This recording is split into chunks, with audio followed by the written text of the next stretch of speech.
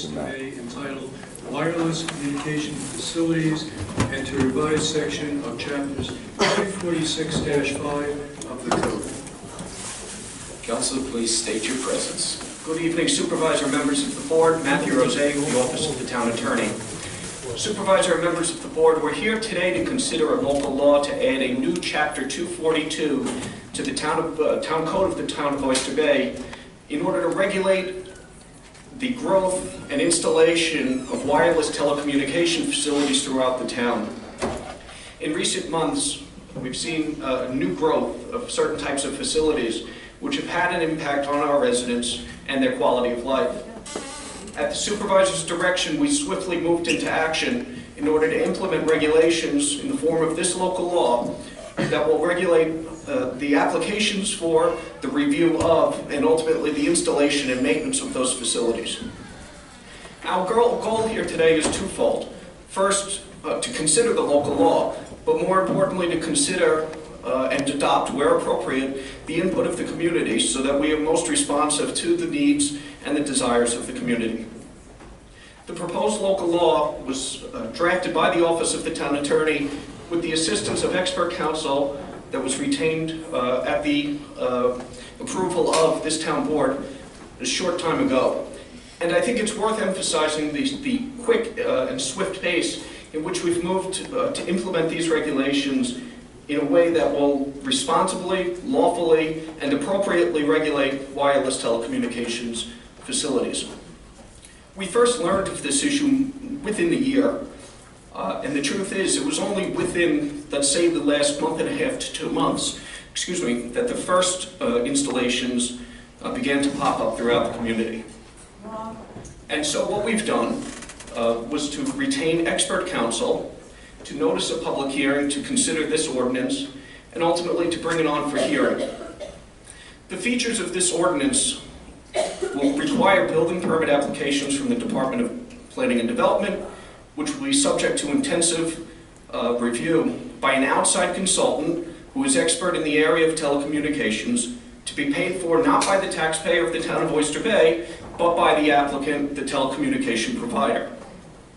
Those funds will be held in escrow by the Department of Planning and Development and charged against the work done by that consultant to assist us and the staff at the town of Oyster Bay in reviewing each application for new for new wireless telecommunication facilities or for modifications to existing facilities. Again, the procedures that were developed by the Office of the Town Attorney and our expert outside counsel have been developed in a way that will conform to the provisions of the Federal Telecommunications Act, which is the genesis of the issue that is now before us. To be clear, the federal government and the federal legislation in the form of the Telecommunications Act of 1996 have restricted and handcuffed in many instances the ability of local municipalities, such as the town of Oyster Bay, to regulate the installation of these facilities that have popped up throughout our communities. But we are being proactive in adopting what will be the most stringent and the most appropriate regulations in order to control the growth of these facilities, in order to restore, to the extent possible, the quality of life that has been enjoyed by the residents of the town of Oyster Bay. It's also important to note that the new ordinance will require, in certain instances, public hearings with respect to the installation of these facilities, so that members of the community will have a full and fair opportunity, as they will tonight, to voice their concerns with respect to wireless telecommunication facilities. In closing, before we hear from the community, I want to emphasize it's been a 2-month window from the moment that the supervisor held his press conference in May in the Woodbury community to the point where we're here tonight to consider this ordinance. I believe, in my opinion, that these restrictions fall within the guidelines of the federal law and will allow us as the town to safeguard and protect the residents and their quality of life.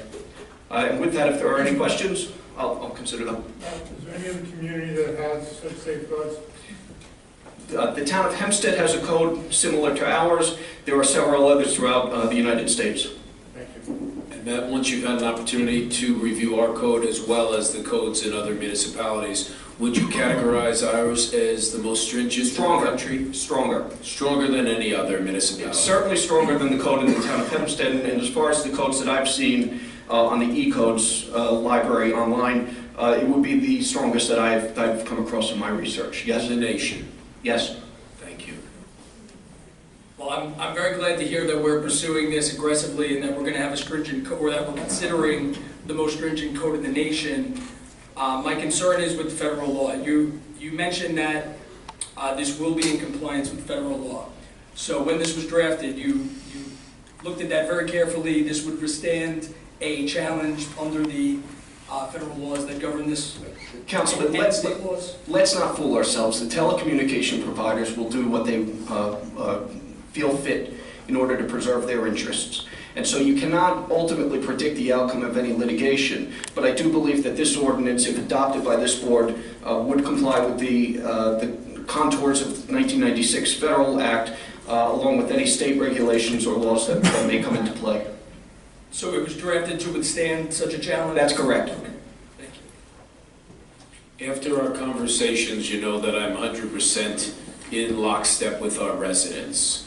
Does this code represent the best we can do to protect our residents and to protect all of the many issues that have come up? Under the existing federal law, it does. Of course, if the federal representatives want to act to amend that federal law, we can do more. But under the existing framework and under the existing federal statute, this is the best we can do.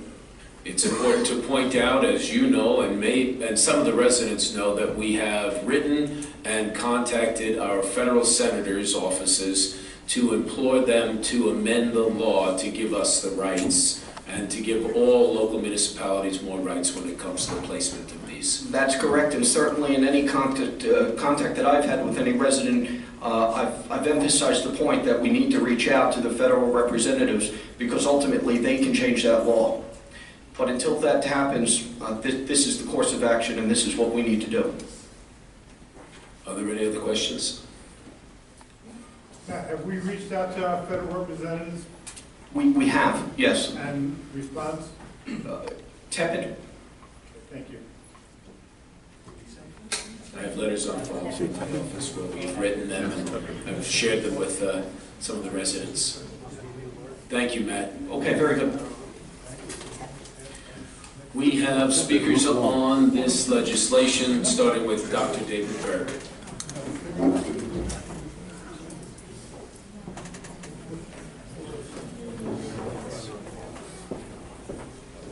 Thank you, Dr. Berg. Thank you for joining us this evening. We've had multiple conversations on this very important subject, and we're happy to have you here.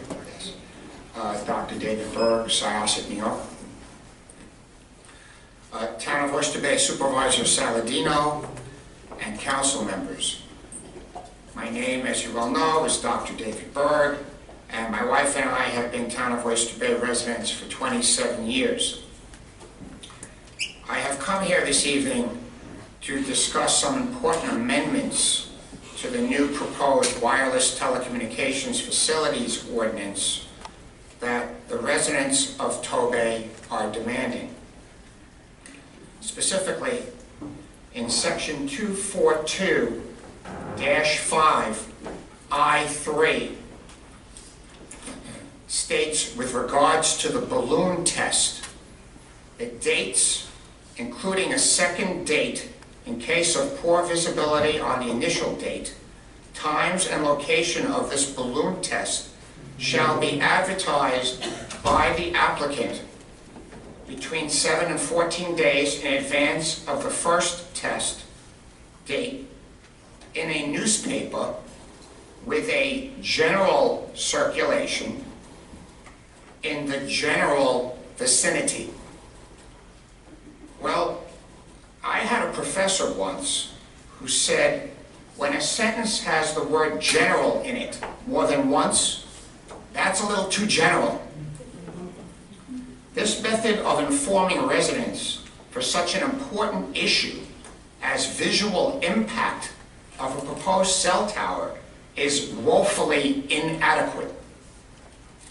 A one line could be posted in a local newspaper, like the Syosset Advance or the Syosset Jericho Tribune, you know, between the articles of the Intel Science winners and the ribbon cutting for a new restroom in a Jericho public school. In the town of Oyster Bay, if Bob needs a variance for his tool shed, Bob must notify all homeowners and residents within 100 feet of his property line by mail using a radius map. Well, the residents of the town of Oyster Bay are demanding the following be added to section 242-5I3 of a proposed new ordinance. The applicant shall notify by certified mail, return receipt requested, all homeowners and residents within a 500 feet radius of the proposed wireless communications facility, and notify by first-class mail all homeowners and residents within a 1,000-foot radius of the proposed wireless communications facility of the date and times of this balloon test, 14 days in advance of the balloon test. Visual impact of these towers is too important to just generally state in a local newspaper. The following should also be added to section 242-22 of this new ordinance, which is titled Permits for Micro Wireless Facilities in a Public Street or Rights of Way. No additional antenna arrays other than the original one proposed should be affixed to the pole for micro wireless facilities, nor should other micro wireless facilities or wireless telecommunication facilities be permitted within 300 feet of the original facility. These micro wireless facilities, or DAS systems, are small poles, basically regular utility poles, placed 20 to 25 feet away from children's bedrooms within our community. It's bad enough that one antenna is on these poles. Are we going to allow telecommunications companies to come along and put 3 or 4 of them on? We're not talking about a 150-foot monolithic pole off of the Long Island Expressway, where sometimes you see 30 clusters of these things. We have to have extremely strict ordinances. This is a chance, this is an opportunity for the town of Oyster Bay to show the country, to show the nation, okay, how we can operate and how we conduct business.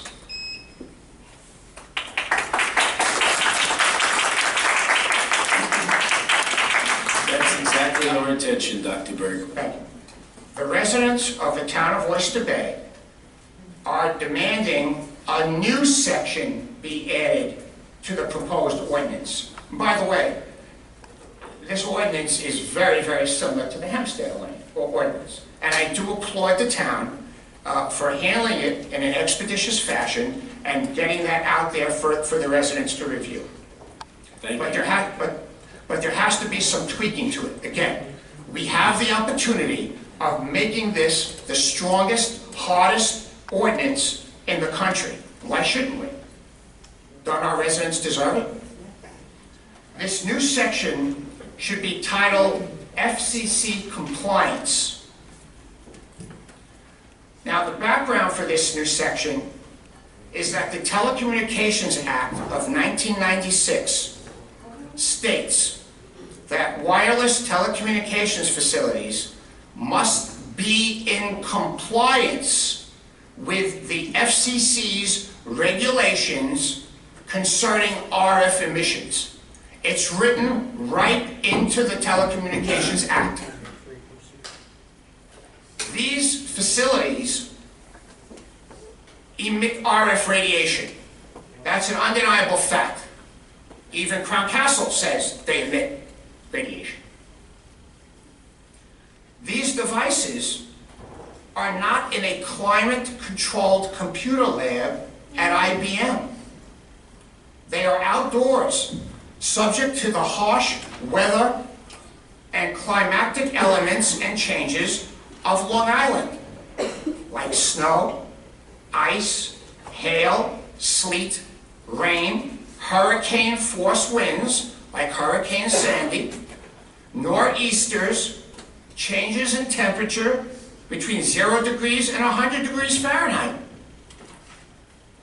These are all reasonable things that happen here on Long Island, right? We've all suffered through Hurricane Sandy. Just last week, we went from a temperature of about 45 degrees at night, and a couple of days later, it was 95 degrees. So how do we, the residents of the town of Oyster Bay, how do we know for certain that these wireless telecommunication and wireless micro facilities are in FCC compliance? How do we know this? The only way to ensure FCC compliance of the guidelines is to perform on an ongoing basis mandatory testing of these wireless telecommunication and micro wireless facilities. Testing. No different than the ongoing testing of X-ray equipment that has to be performed. Your automobile emissions get tested on a yearly basis when you bring your automobile in for an inspection. And the water supply we drink gets tested on a weekly basis. And these are just a few examples to name. I believe, and so do the residents of the town of Oyster Bay, that the FCC compliance section, we have to have a separate section regarding FCC compliance, should read as follows. All wireless telecommunication facilities and micro wireless facilities installed by the applicant must be mandatorily tested, unannounced, on or about a quarterly basis. This testing will be at the applicant's expense and performed by an independent testing company, hired and reimbursed by an escrow account held by the town of Oyster Bay, funded by the applicant. Just like the town attorney was mentioning an escrow account for the consultant. This ongoing testing is to ensure FCC compliance with FCC guidelines pertaining to RF emissions. Another section which needs to be added should be titled Radiation Compliance Officer. This section should read, the town of Oyster Bay requires applicants for wireless telecommunication and micro wireless facilities provide a radiation compliance officer who must be fully aware of his or her responsibilities to oversee the compliance of mandated FCC guidelines pertaining to RF emissions. I don't know if anyone here has ever tried to call Crown Castle, but I have. It's basically like calling a customer service department. They give you a ticket number, and that's the end of that. They don't call you back. They don't reach out to you. They don't respond to you. It's done. It's like computer tech service over in India. This is not the way it's supposed to be handled. Again, this equipment emits radiation. That's a fact. Even Crown Castle emits radiation. There needs to be a compliance officer, just like radiological facilities have a compliance officer. That concludes the amendments to the new wireless telecommunications facilities ordinance. But I would like to take a moment, if you will, Supervisor, to allow me to discuss the pole installed by the side of my home on Renee Road in Syosset. Well, according to the position and placement of the wireless telecom facilities sheet that was issued by the town of Oyster Bay, the pole on Renee was supposed to be dropped 92 feet west of Narcissus Drive, on the north side of Renee Road. Well, there seems to be a big mistake, because the current pole, which is on the side of my home, was dropped 244 feet west of Narcissus Drive. That's over 150 feet away from where it was supposed to be placed. With lot sizes of approximately 100 by 100, that's 1.5 lots away from where it was supposed to be located. Excuse me, Dr. Burke, will you be presenting this information, this documentation you have been Yes. announcing today to us? Would you also make sure that you touch base with Commissioner Lenz? Commissioner, would you raise your hand, please? We want to get that information and check on that location immediately. Town Supervisor, council members, this pole, and I haven't gone through the list or measured out others, I just don't have the time. But I did measure mine 3 times with my 25-foot tape measure. Okay? This pole is in the wrong location. I am requesting of the town of Oyster Bay tonight, please, their immediate removal of this pole, which was placed in the wrong location. Dr. Burke, we'll need you to give that information to Commissioner Lenz. Thank you very much. I would like to pass to the council, okay? I made about 8 copies or so. Okay. Doctor, does this also include your suggestions for the amendments to the code? I will pass a copy of that to the town. Thank you. You've done a lot of work. We appreciate your presence. We appreciate all the long hours and effort you put into this. It's very helpful. I'd like to also present a map to the town. I made 2 X's with a circle. This is Renee Drive. This is Narcissus. This is where the pole should have been placed. The X with the circle to the right, and all the way to the left, the X with the circle to the right is where it was placed. Like I said, it's approximately 150 feet away. That's no 3-foot, 4-foot, 2-foot Google. Thank you, Dr. Thank you very much, and I will hand a copy of this to the town attorney and speak to Mr. Wentz. Thank you very We much. appreciate all of your efforts, all of your information. Well done. Our next speaker is Jack Ostrich.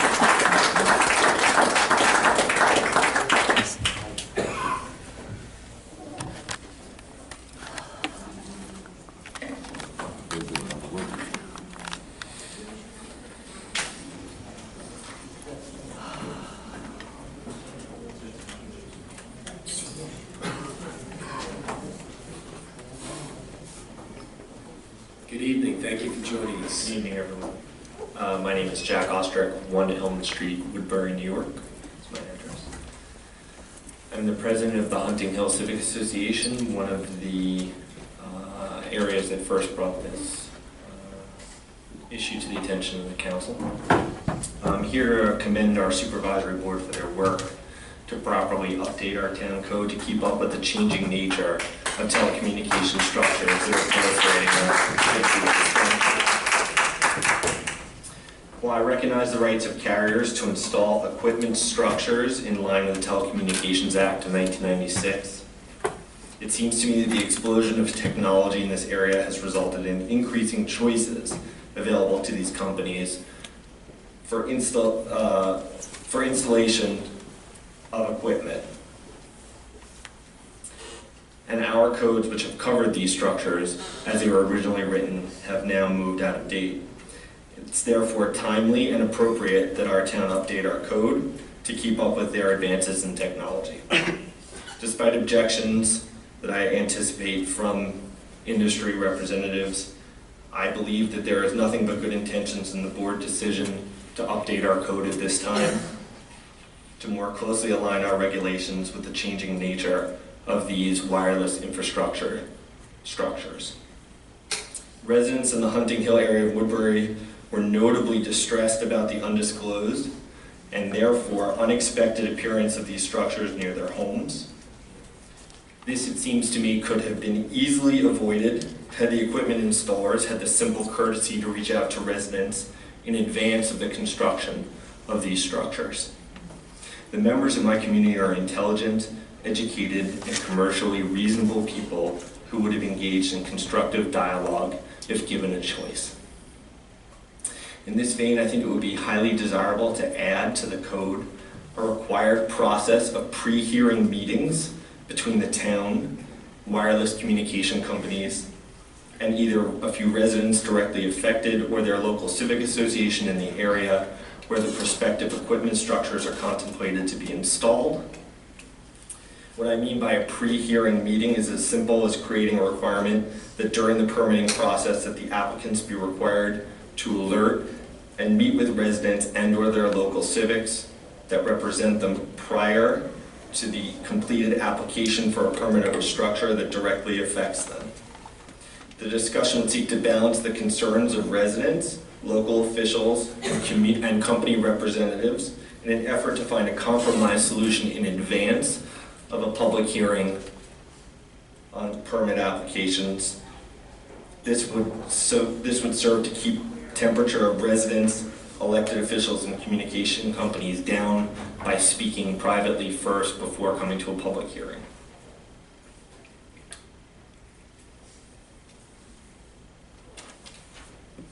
Second, I note with some disappointment that there are no provisions within the code specific to requiring any minimum distance of these structures from residences, hospitals, healthcare facilities, or places of worship, or schools. There is some flexibility written into the code for approval by the varying administrative departments, which may be sufficient with the current administration for the protection of the residents, but future administrations could potentially have different points of view. Lastly, there isn't any specific provisions for the testing and ongoing maintenance of these facilities, as Dr. Berg pointed out. The willingness of, or rather the inability for us to enforce code protections regarding the proper wattage or outputs of these facilities, I believe should be specifically enumerated in the code, and penalties as well, commensurate with the failures of those testing results should also be specified. Thank you for the opportunity to receive community feedback today. I appreciate your time. And we appreciate your input, your being here, and helping us throughout the process. I only have 2 slips, so is there anyone else who would like to be heard on this issue? Yes, please come forward.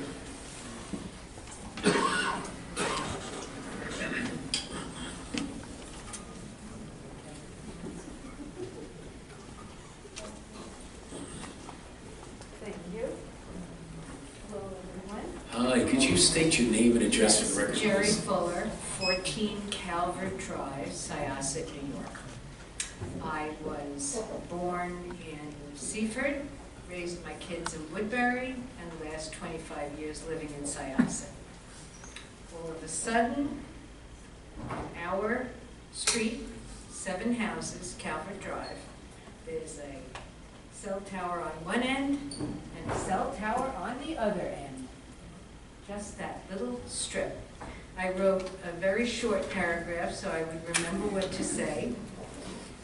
I'm concerned that in a few short months, the cellular pole has been in place on my block, on the corner of my property.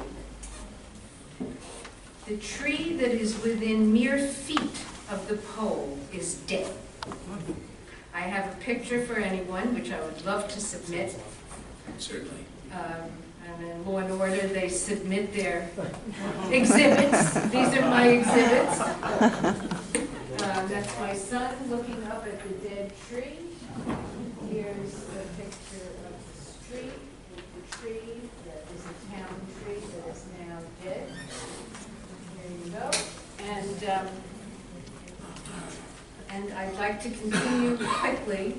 And now the bush that is across from the tree, approximately 10, 15 feet away, is showing signs of fatigue.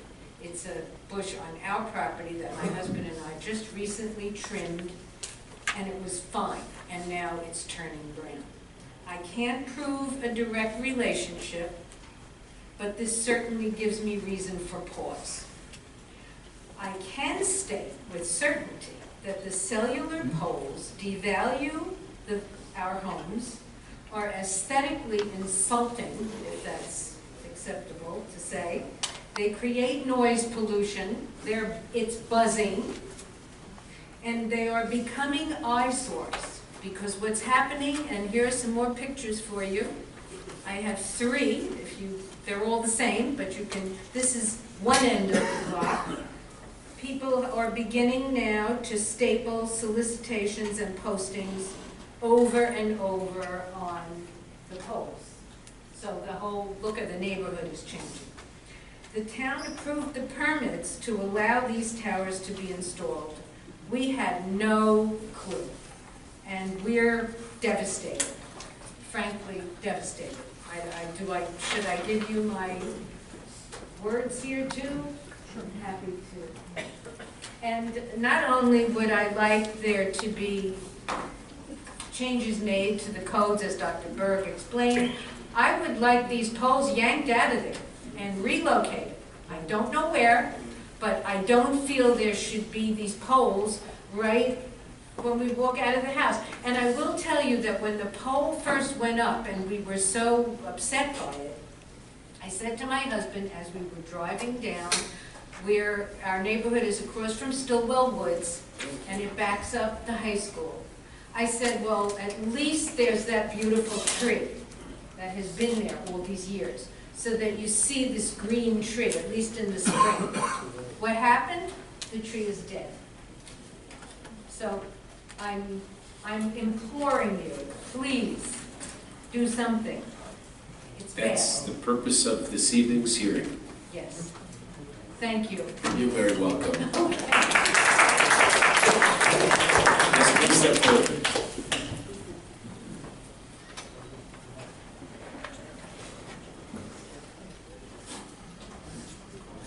Thank you for joining us. Could you please start off by giving your name and address for the record? Sure. Vicki Kramer, 15 Shadow Lane, Woodbury, New York, in the gates. On October 5th, I noticed workmen outside my house doing something to the pole. I had a brand new car that was sitting right underneath where they were doing the work. No one was considerate enough to ring my bell to ask me to even move the car. I went out because I didn't want my car damaged. I said, what exactly are you doing here? They said, oh, we're putting in a cell phone tower. I said, well, I don't want that on my property. They said, you don't have a choice. This is approved by the town. They said, this is not your pole, and we can do whatever we want with it. Well, now that thing is sitting at the end of my driveway. And let me tell you, I have 2 kids, and my block probably has 19 kids on it, ranging in the age from 1-year-old to 15-year-old. These things cause radiation. Trees are possibly dying. I don't know what it's going to do to my kid or any of these children between now and 10 years from now and 15 years from now when they find out what these things really do. People are upset about eyesores. Listen, I don't like the eyesore. I don't like the devaluation of property value. But what I don't like more is that my children can get sick from this. Forget me getting sick from this. My children, my pets, I don't know what's going to happen to them. I want the thing removed. It doesn't belong there. My cell service is fine. I don't need the next G or the next wave of whatever it is. Not at the risk of the health of my children. They want to put a cell phone tower in some kind of commercial area, fine, where the traffic is people going all day long. This is near my children's bedrooms. This is within 100 feet of my entire house. So we're getting all the radiation that comes from it all day long. All day, all night. When we're not feeling well and under the weather, maybe it affects us more. I don't know. I don't know what to expect from it, but I don't want to be the guinea pig. I want it removed. I don't know what else to say about it.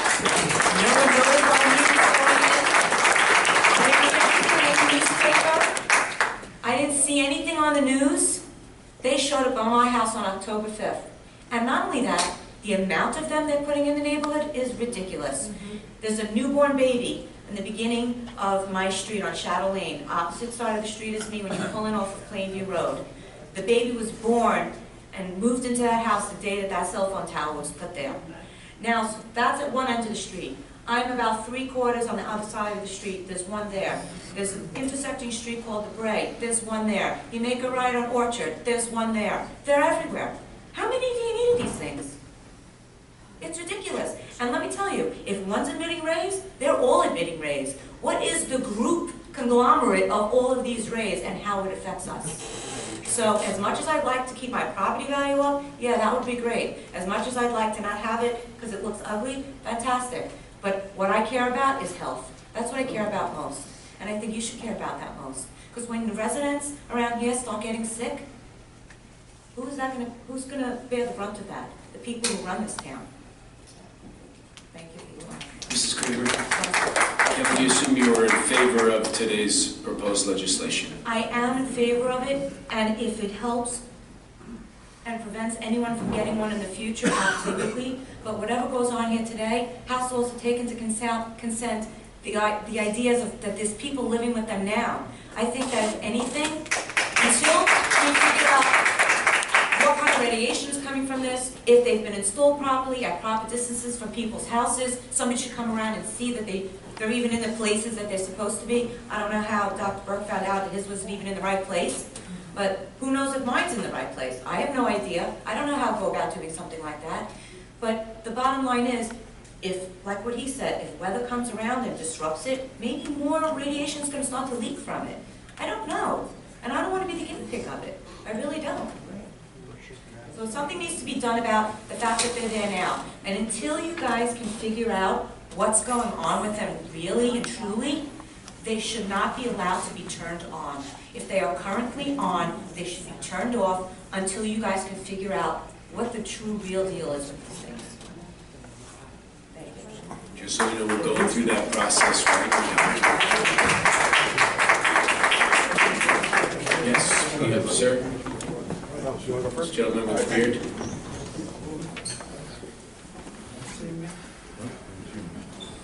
Hello, my name is Robert Rip. I live at 77 Sunset Road in Massapequa. It just came to me, I was thinking about Mr. Berg's situation. It might be a good idea to have the location of all the installed cell phone towers checked, because if they're all incorrect, you might have some sort of legal We're already precedent to going get through them. that process. Oh, I didn't know because no one mentioned it. Thanks for telling me. You're welcome. Sir?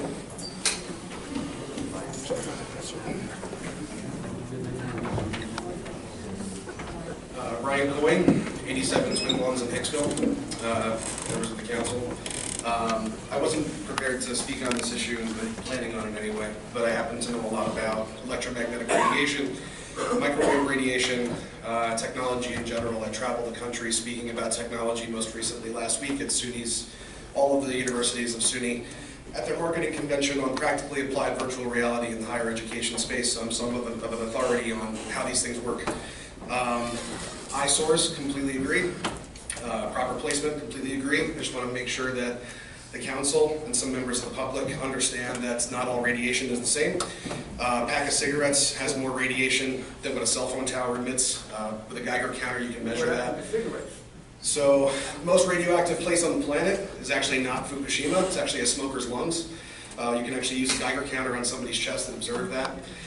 Microwave radiation, which was first pioneered by Faraday over 100 years ago, has a longer wavelength than human DNA has to be compromised.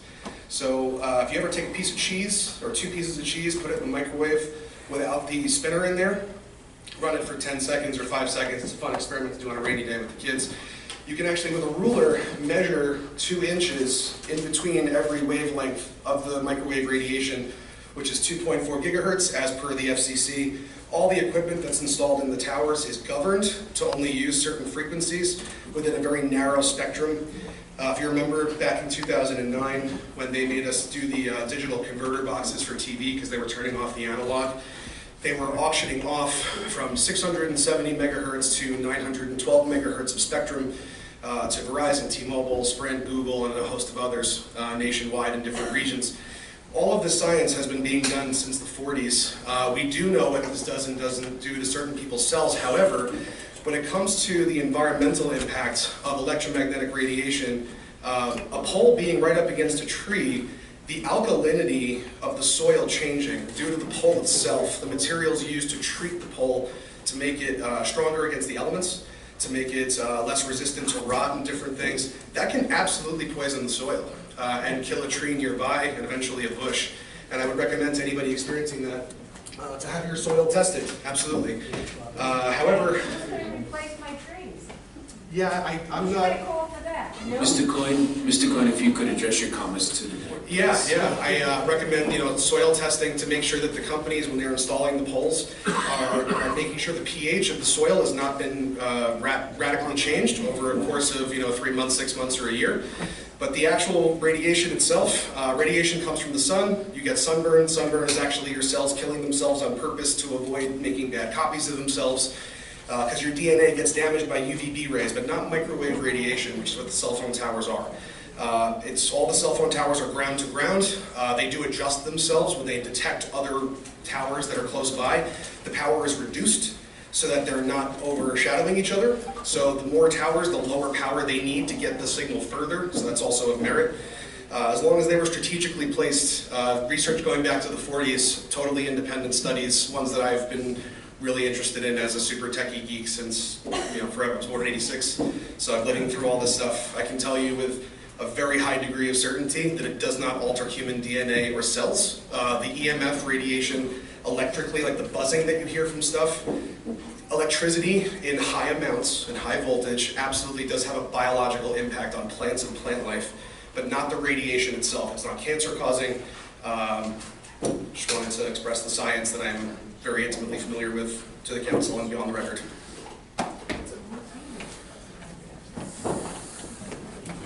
Yes, please. Come on up. Wasn't planning on speaking again. First of all, it's not EMF, it's RF. Yeah, radio EMF is frequency. different. Yes. It's radio frequency, so Let's hear everything your you spoke comments, about is please. different. Let's start off by giving your name Yes, and address for the sure. record. Thank you. Denise Tufano, 26 Elm Street, Woodbury, New York. I've been up here before. I didn't plan on speaking. The only issue I have, and I appreciate the ordinance, and I hope that everything works out as we all hope. The only question I have to you, or maybe the attorneys, is a lot of the ordinance that I read talks about from now and going forward. A lot of us here have these poles on our property. Where do we stand? Do you have a provision that I didn't understand correctly, that they're going to be removed?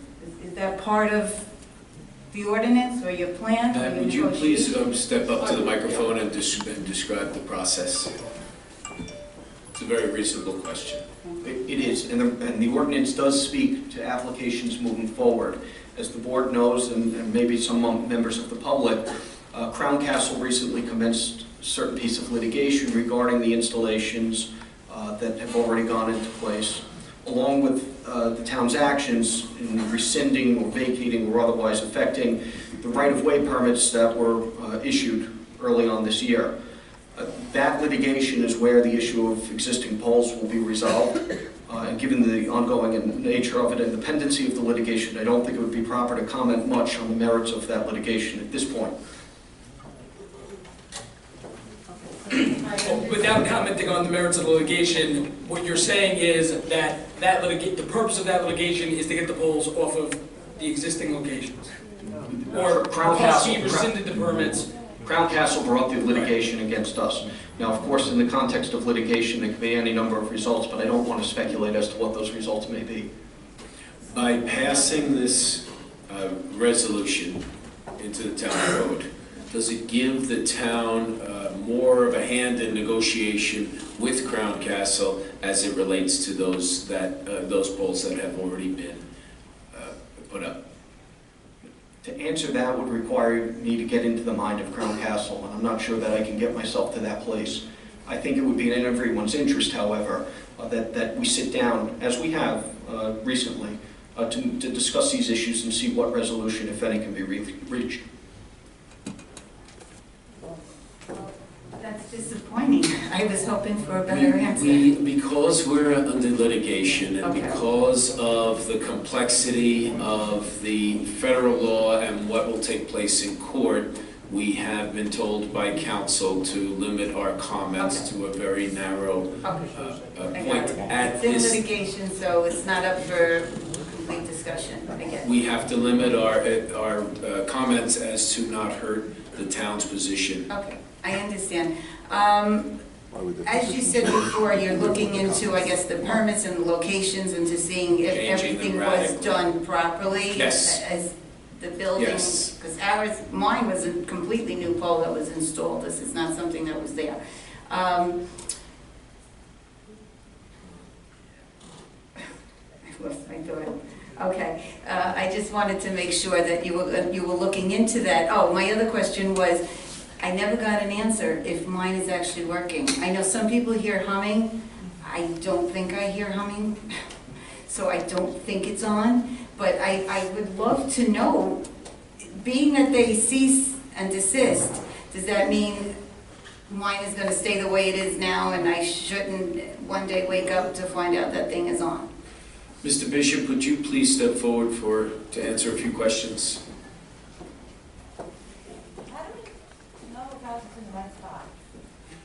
Mr. Bishop, we've had some discussion, and one of the directions I've given you is to go look very carefully at these permits to ensure that all of them have been put where they're supposed to be, and if not, to report to us immediately. Can you give us the status of your investigations? Currently, the engineering division is going through the map as to what was originally submitted and determining where the locations are.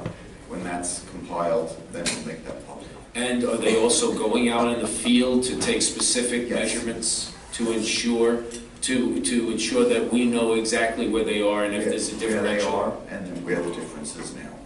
And can you please check on this particular box equipment outside of Ms. Stefano's house to find out if that's on? Yes, we have a list of the locations, so we're trying to get the information from Crown Castle or Verizon as to, all of them, as to if they're operating or not operating. Okay.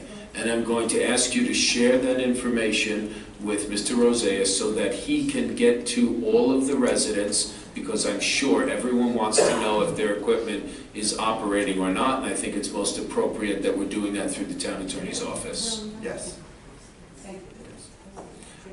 Ms. Stefano, I want to thank you. You have been a true leader on this issue. You have worked with me. You have conducted yourself with professionalism and decorum, and your family should and your community should be very, very proud of you. It's been a pleasure to work with you. I appreciate your kind words. I really wish I wasn't in this position. I understand. But I appreciate your help. I understand. Thank you. Mr. McKenna.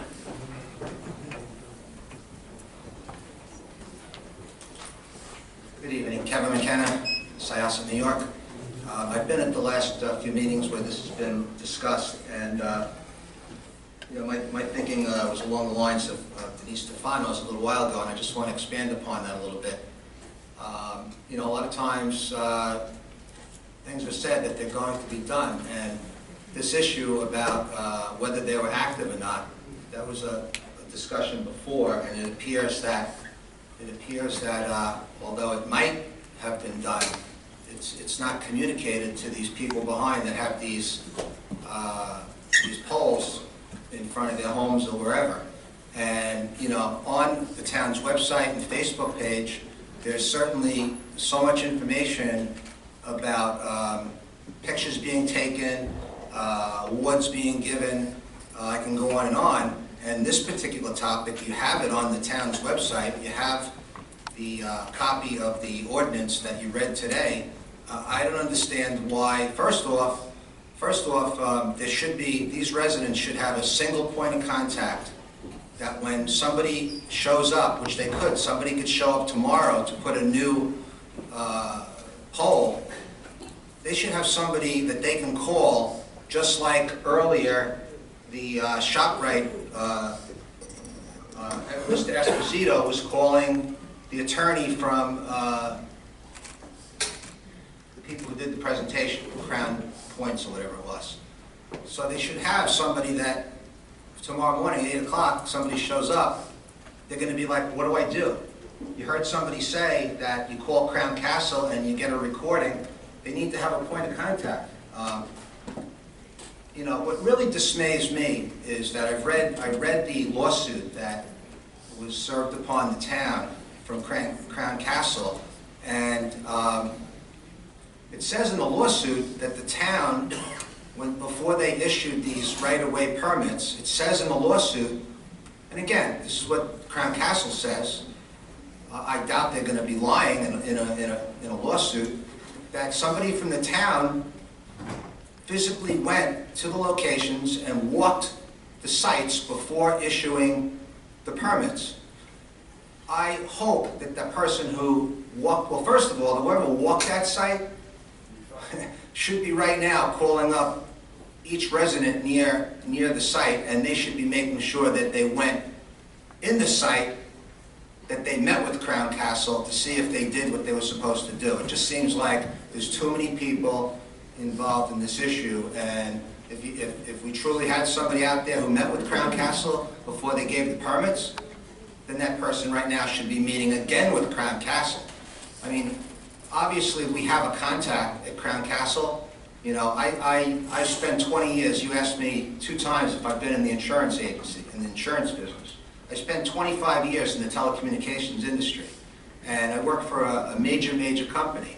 And every company, although it's hard to get the people at the top, there's somebody that's in charge of this project.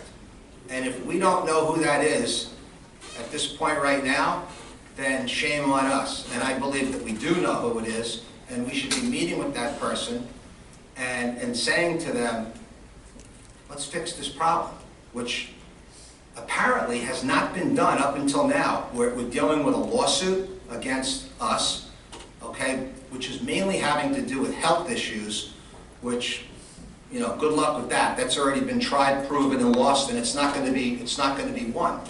Somebody needs to talk to Crown Castle and say, hey, you know, we don't need to sue each other. You don't need to sue us.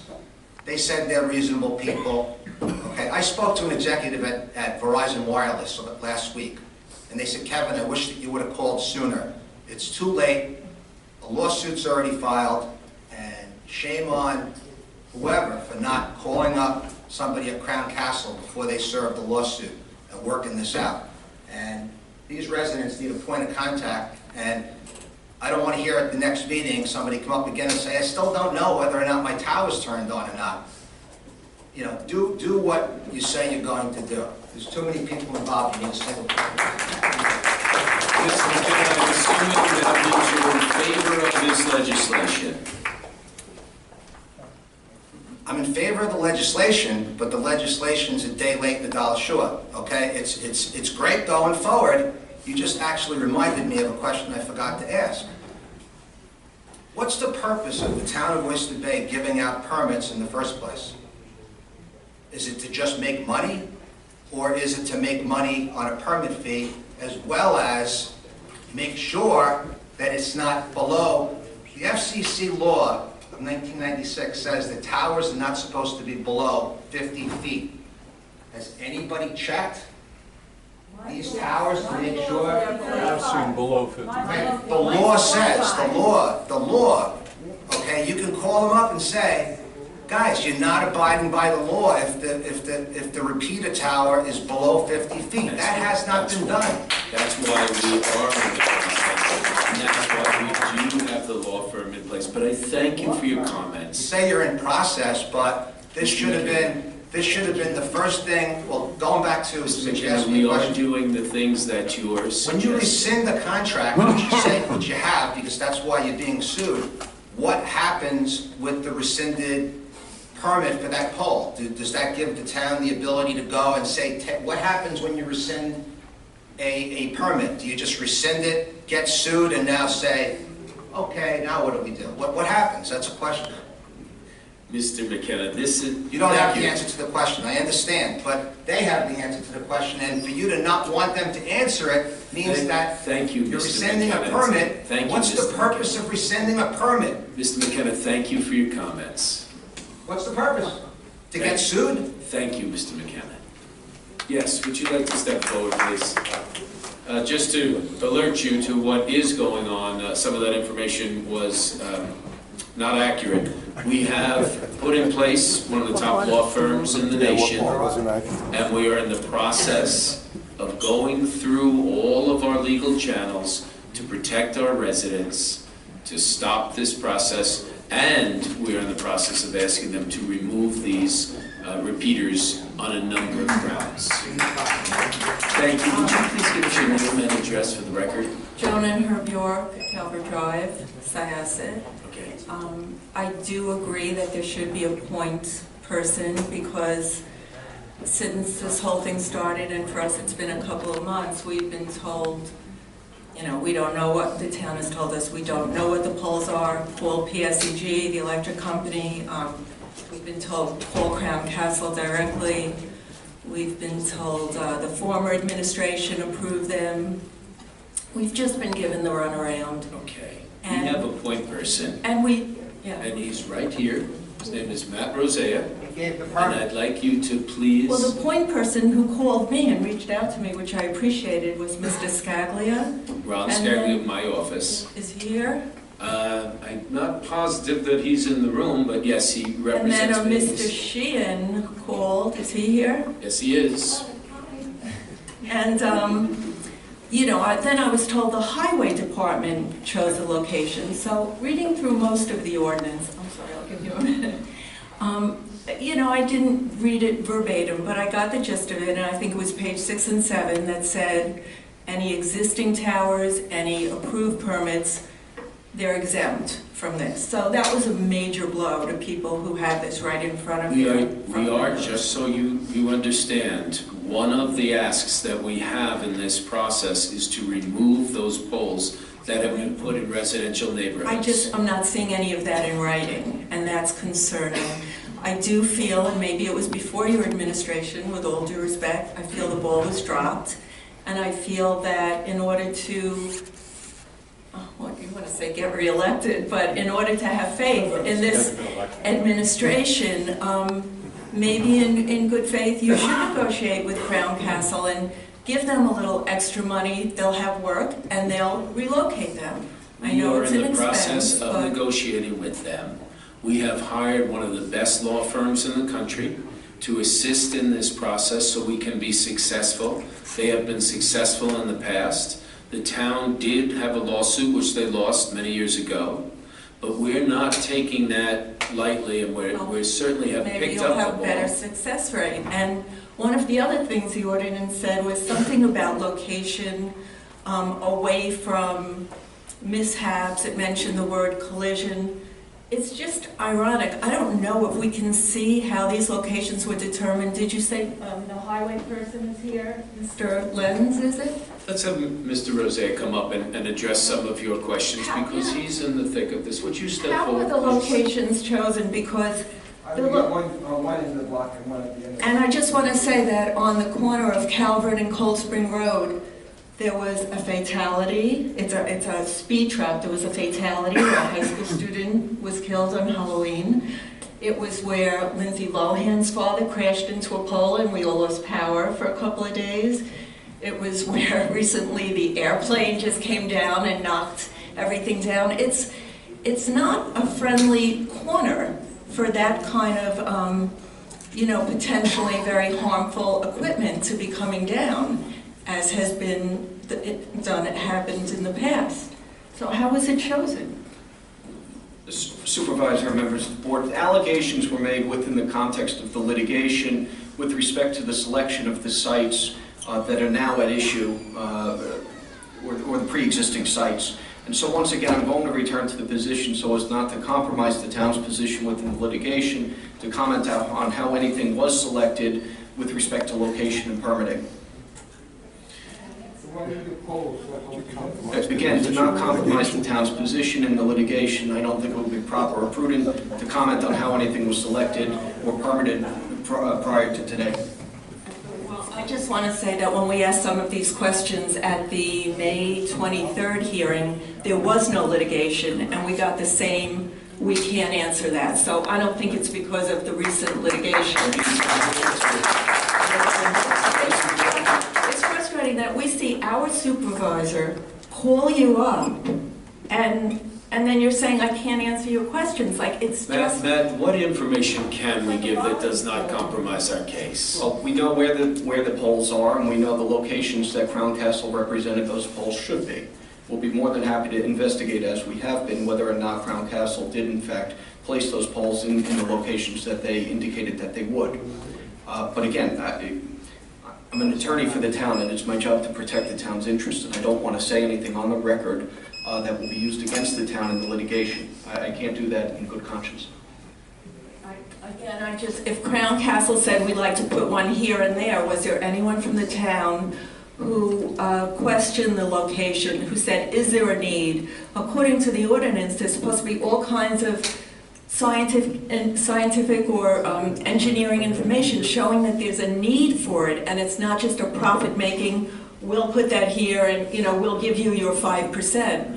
It might not sound like a lot for the town, but I'm sure 5% of billions of dollars adds up. So we see that there's a motive for the town to approve them, but, you know, where is the quality control where this is? There's no financial motive to our town. We do not side with this company, we side with our residents. Someone approve them without I realize that. any kind of transparency. I understand. If I may, Supervisor. What has taken place up until today was in part the genesis of this hearing and this proposed ordinance. But that's why we're here, to address these types of concerns so that we're not in the same type of position as we were up until today. Each of the concerns that have been raised by the residents are addressed within the context of the proposed ordinance. And so it is in the best interest of the residents for those exact reasons that the board consider the ordinance as drafted and as presented. But again, it was after that.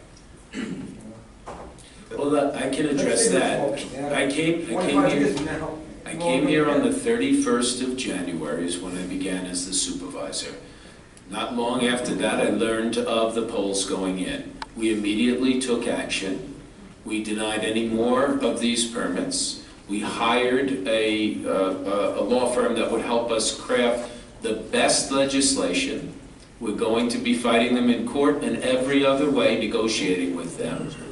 But the important thing for you to understand is we've had these conversations with all of the neighbors. We've been to the Civic Association meeting. I've met with Ms. Tufano on a number of occasions. We've been on the phone. Don't forget about Syosset, that's Woodbury. We're not forgetting about any location. Okay. There are 2 of these on my block where I live, not directly in front of my house, but on the block, so I understand your concerns and I understand what you and all the residents are going through.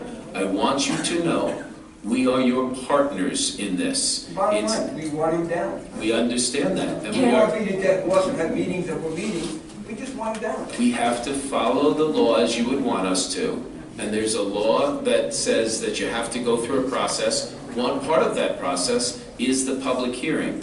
Part of the process is to advertise the public hearing. No. The public hearing is today. No, I'm talking about the lawsuits and everything. I can take years before these polls come down. Right? We're going to do everything we can. We can't go out there with a chainsaw and cut the pole down.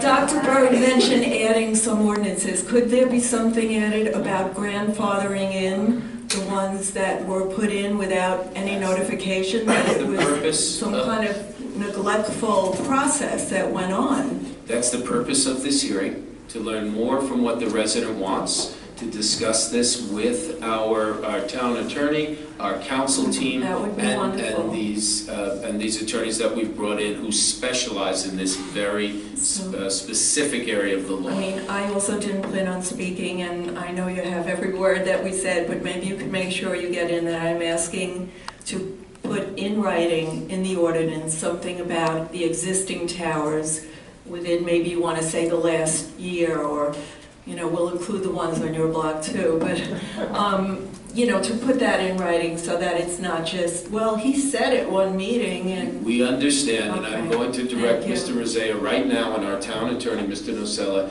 to please speak with our counsel that we have hired for this very purpose to bring these issues up and to have them strongly consider this. We will not be voting on this tonight because we want the opportunity for people to give us more input. We want the opportunity to get any amendments in that will make this the very best legislation in the country. And we are on your side.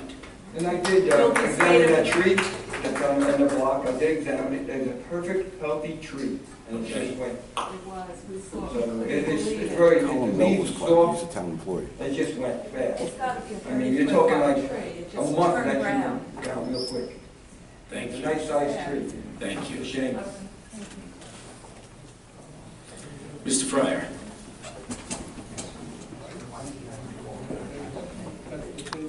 How are you this evening? I am fine. Hope you enjoyed the concert the other night. Yes. You did Bob, too. It was great. Just for clarity, you mentioned you coming on board at the end of January and then finding out about this, but weren't the permits approved in April of 2017?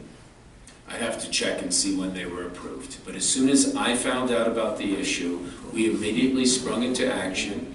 I directed the department to pull the permits. We went through the process of vetting out and finding the best law firm to help us with this. And we've been going through the process, as you know, from being at our town board meetings that you've seen, we've been going through the process of public notification, and now here the hearing, and then the decision. And I know how I'll be voting on this. Could someone confirm when the permits that were approved? Because I thought I read April of 2017. Sure, we'll find that out for you. How could that be if mine was put in October?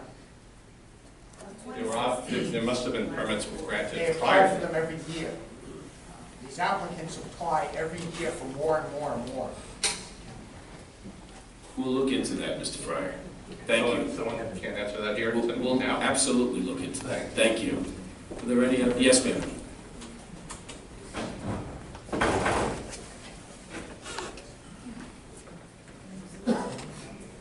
Hi, Rosalie Mandarini from 2 Calvert Drive. I just want to thank you so much for all of your efforts. You're welcome. It's good to be heard. Happy that everybody is pulling together.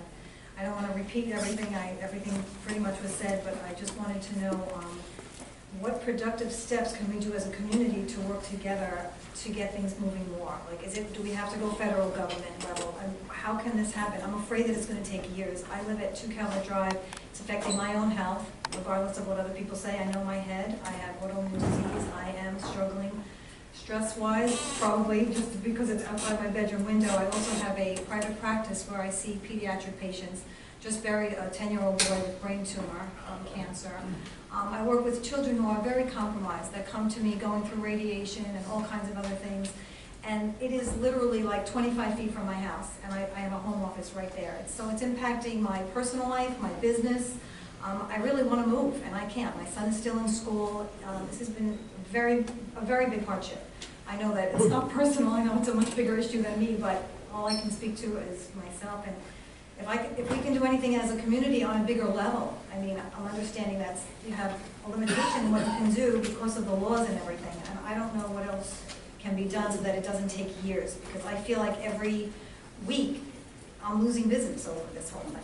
I have a couple of suggestions for your question. One is that everyone can be writing letters to our federal senators, Senator Gillibrand and Senator Schumer, asking them to amend the law immediately to give towns and villages and counties, local municipalities, the right to decide where these repeaters are placed. In addition, if you would like to write a note or a letter in favor of this legislation, you've told us that you are, and we can also include that in the file. Okay. And the ones that, if let's say they say, okay, we looked into it and they're exactly where it's supposed to be. It's supposed to be outside your bedroom window. What do I do then? And the other one on the other side of the block, and another one 2 blocks away, right by a Berry Hill elementary school. I went to the elementary school to talk to the people. They said, you're not allowed to solicit here. It seems that people are not concerned enough about our children. You know, they're saying that we can't talk about health, but I want to make it clear that we are very concerned for all the reasons. Thank you. Thank you very much. Thank you. Yes.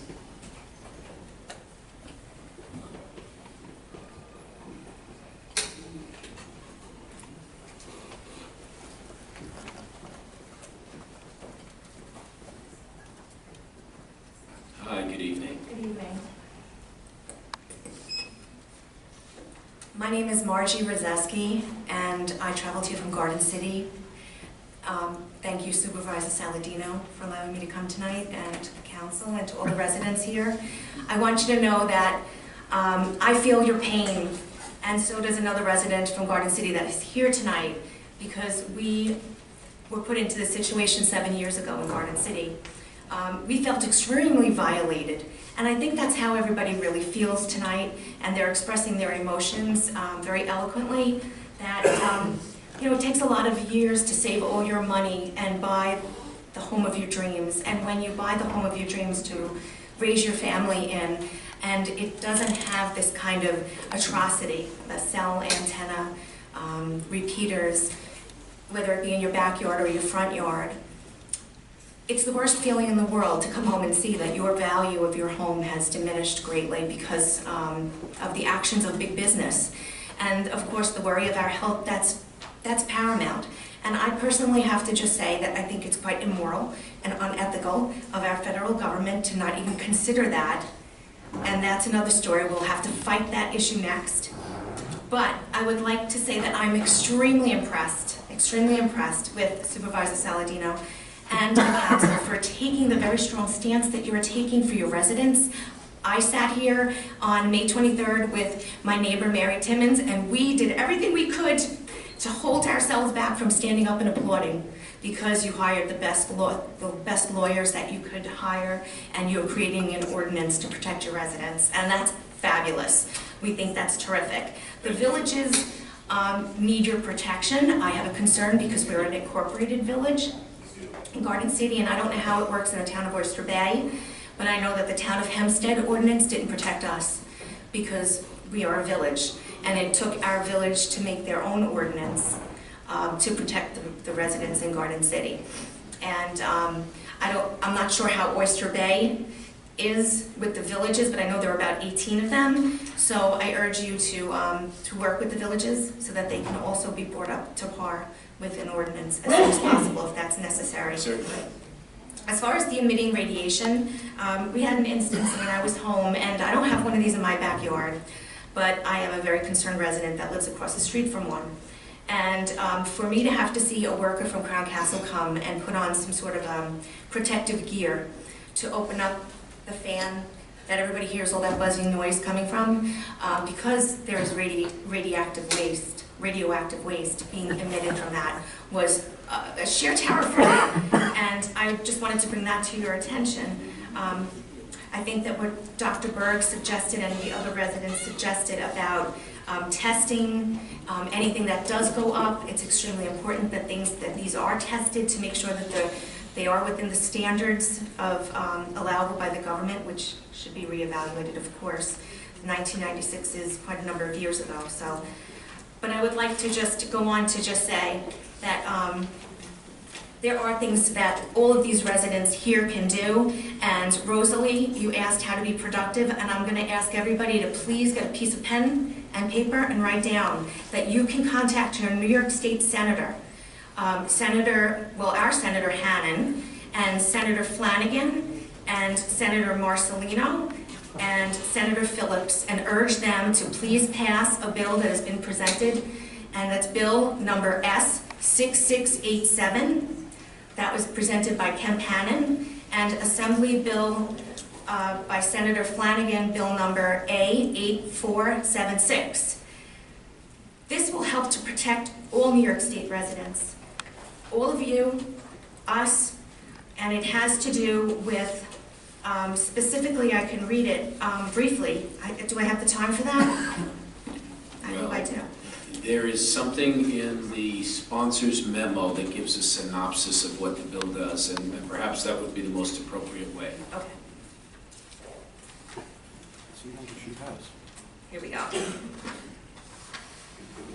The title of the bill: an act to amend the public service law in relation to prohibiting the attachment of wireless equipment and other like attachments to existing utility poles in certain circumstances.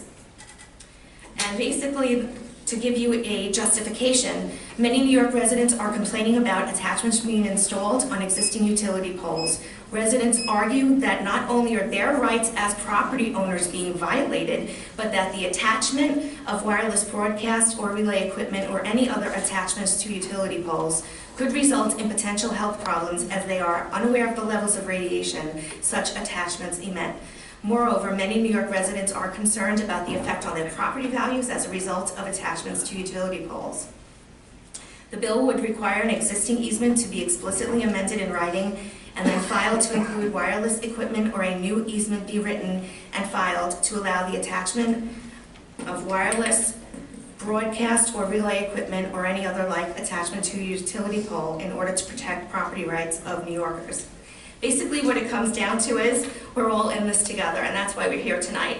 I think we need to join our forces. I think we need to be strong across Long Island and New York State and bring this bill after the New York level to this federal level, because I think all people deserve a right of protection of their private property and to live without worry and to live with a better quality of life. So we stand with you all tonight, and we ask you to please contact these senators as soon as possible because they're supposed to vote tomorrow. So urge them to pass this crucial legislation, please. Thank you. Thank you. Very much. Thank you. Are there any other speakers? Yes.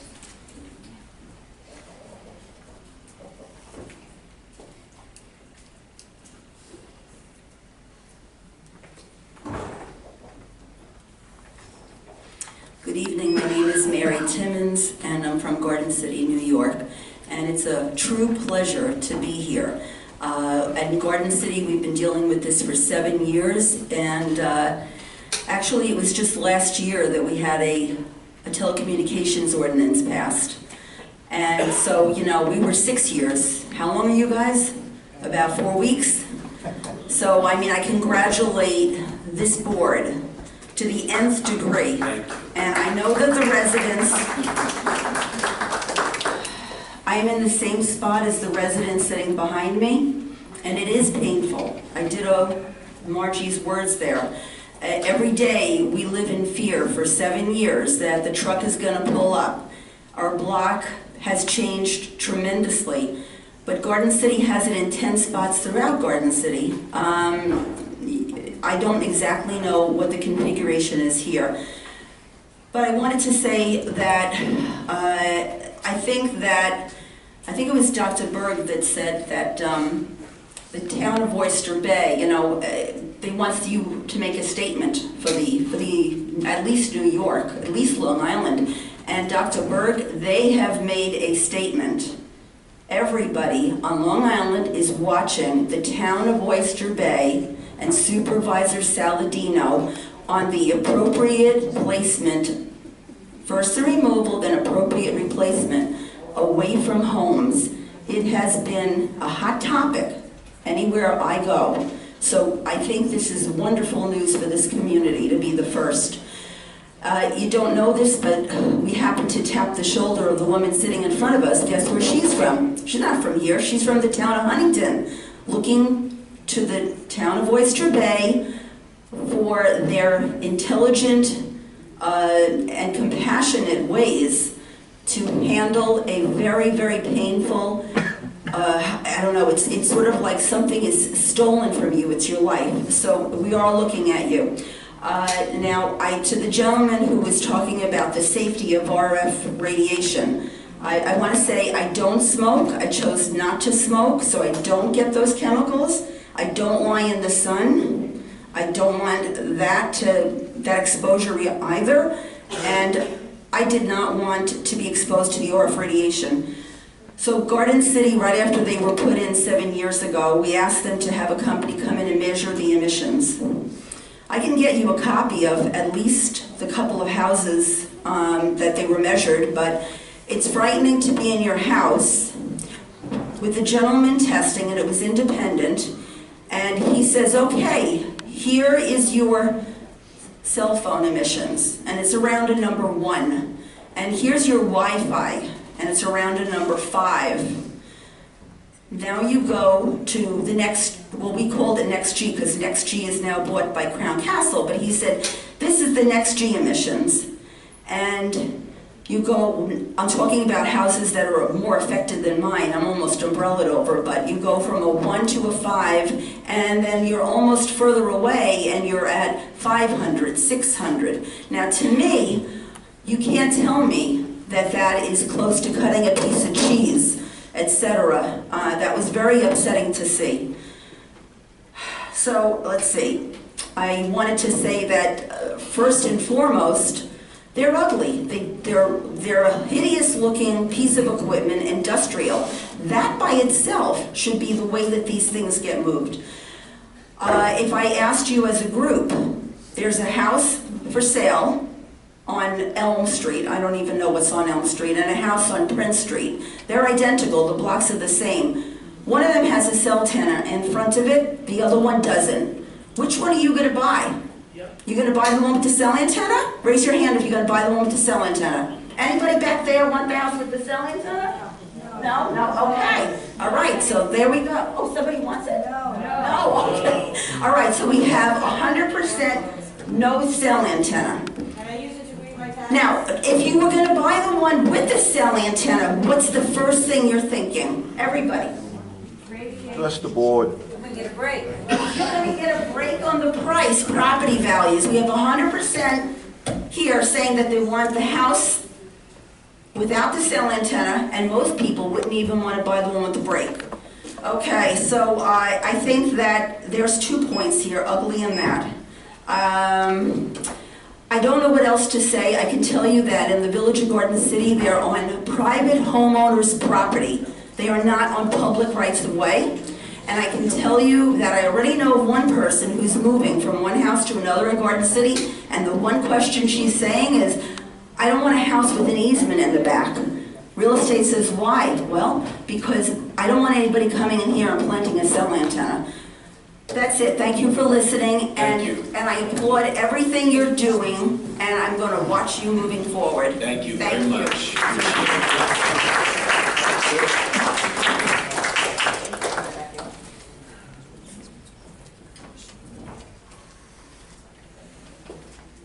Hello, my name is Mitchell Cammy. I live on 6 Stafford Avenue, Woodbury. I've heard we're not supposed to be concerned about health issues. However, I have a pacemaker. Originally it was put in 2008, and I'm just about ready to have it replaced Thursday. Okay, I'm going for an operation. The electrophysiologist told me don't put earbuds near the pacemaker. Now, we all know what earbuds are, things you put in your ear, listen to music, from your phone or whatever. The force of an earbud, how much could that be? Probably not much at all, okay? I'm sure these repeaters have a lot more frequency or electromagnetic response, okay? So I'm very concerned, okay, having a pacemaker, that this is 25 feet from where I'm out in my yard. So just want to let the board know that. Thank you. Thank you. Also, at the meeting we were at the Civic Association, I asked whether or not the repeater or cell phone tower was on, and someone was supposed to get back to me. Could you please touch base with Mr. Rosea? We'll get that answer to you. Yeah, I want to know whether that's on 6 Stafford Avenue on Magnolia. I was told I was going to get a call after the meeting on Monday. We have been contacting Crown Castle. Sometimes they have given us information, sometimes not. But if you touch base with our legal team, we'll try our best. Okay, thank you. Phone number for him? Certainly. Mr. Rosé, what's your phone number? 624-6150. Did everybody hear that? Should we give you our names now, or should we hold? Certainly. You can give them now.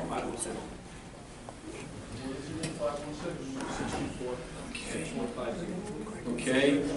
Thank you. Seems as though everybody has, would you like to come forward? Thank you.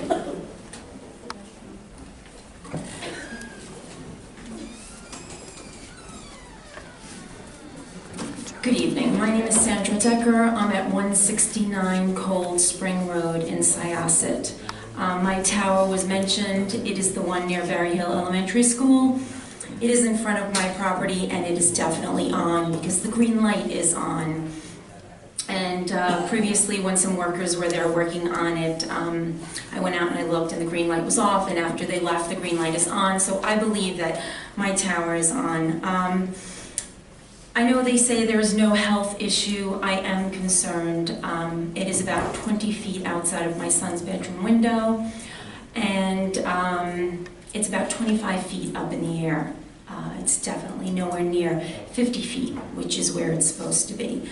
My issue is I live on a county road. So Town of Oyster Bay says we didn't issue the permit for that. Nassau County says it is an existing pole and it is on a public right-of-way. And we didn't issue a permit for that either. It was either Verizon or PSE&G or Town Castle, whoever owns the pole, basically has the right to put the tower up. So I contacted Verizon. Verizon said PSE&G owns it. I contacted PSE&G. They said Verizon owns it. Wow, what do you know? So I'm just getting the runaround all the way. I feel like the town can't help me. I've contacted the county, the highway department. Again, it's a right-of-way, so they're saying they don't have anything to do with it. I really can't get anywhere, and I am concerned. I'm truly concerned. My son has been having headaches, but again, I can't prove that it is because of this cell tower that's so close to our home. One question that I do have is, I just found out about the litigation on the existing poles. Now, does this cover my pole, because that pole is on a county road? We're talking about Cold Spring Road here. Let's get that answer for you. Mr. Rozier? Well, You'd step up, please. County road like Cold Spring Road is indeed under the jurisdiction of Nassau County. So I don't believe that the town of Oyster Bay would have had any say in what goes or what does not go within the right-of-way that's maintained by the county. Okay, we need So in short, no. So again, I'm just left out in the cold, right? We will contact Nassau County and make sure that they hear of your complaints so that we can forward them all to the county. Yes, I've spoken to people there, and I have names, and it's, sorry, we can't help you.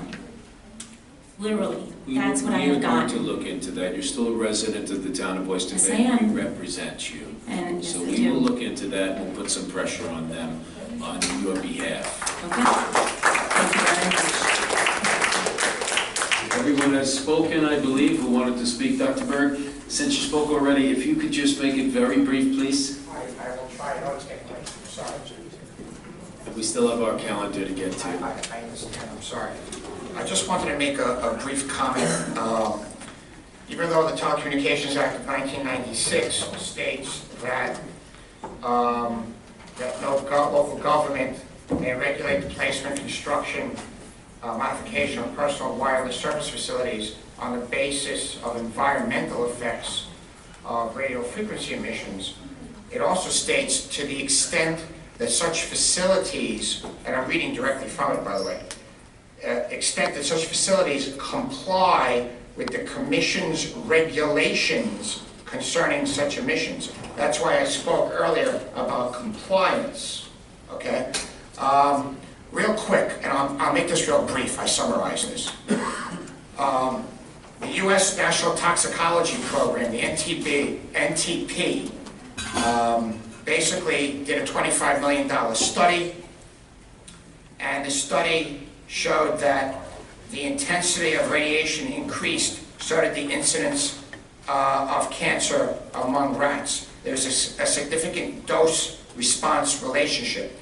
It showed that these rats got both gliomas, which is a tumor of the brain, and schwannomas, which is a tumor of the heart. Importantly, the exposed rats were found to have higher rates of the two types of cancers, okay? A very rare tumor. None of the unexposed control rats developed either tumor, okay? Basically, and again, I'm going to summarize because I know we're on a time constraint here. Scientists have said that because of this new study, this NTP study, it shows that the data redefines the cell phone radiation controversy. The safety of cell phones has been debated over 20 years, okay? And the International Agency for Research on Cancer classified RF radiation as a possible human carcinogen in 2011. One of the scientists stated, and I quote, "This is a major public health concern because the cells which became cancerous in the rats were the same types of cells as those found that have been reported to develop into tumors in cell phone epidemiological studies. For this to be the chance coincidence would be truly amazing." Okay? Everyone expected the study to be negative, but in fact, the study was positive. And one scientist wrote, "This study is a game changer. There is no question." The director of the Institute for the Health and the Environment at the University of Albany stated, "It confirms that we've been seeing for many years, though now we have evidence in animals as well as in humans." Okay? There is a relationship between RF radiation and producing cancer. Dr. Berg, would you like to present this information to our town clerk? Would you like to do it? I will follow up. Yes. To get all this information. I understand you'd like to talk about health issues. Well, I just want to leave it at that because a gentleman came up and basically was trying to... Yeah, but this is probably not the appropriate place to get into. No, but I'm done with the health topic. I just wanted to add something to my conversation regarding a lot of the residents tonight spoke about devaluation of your homes. And they're just saying in general terms, it devalues your home. I would like to state for the record here tonight, the town of Oyster Bay, some facts. Real brief, will take 2 minutes. Okay? There was the bond and use study conducted in 2004, involved the analysis of 9,514 residential homes sales in 10 suburbs. The study reflected that close proximity to a cell tower reduced the price of their homes by 15% on average. There was the Bond and Wang study, okay, which the analysis of 4,283 residential home sales in 4 suburbs between 1984 and 2002. The study reflected that close proximity to a cell tower reduced price between 20.7% and 21%. Okay? There is also an opinion survey that showed that 24% of people said they reduced their sale price by 10 to 19%.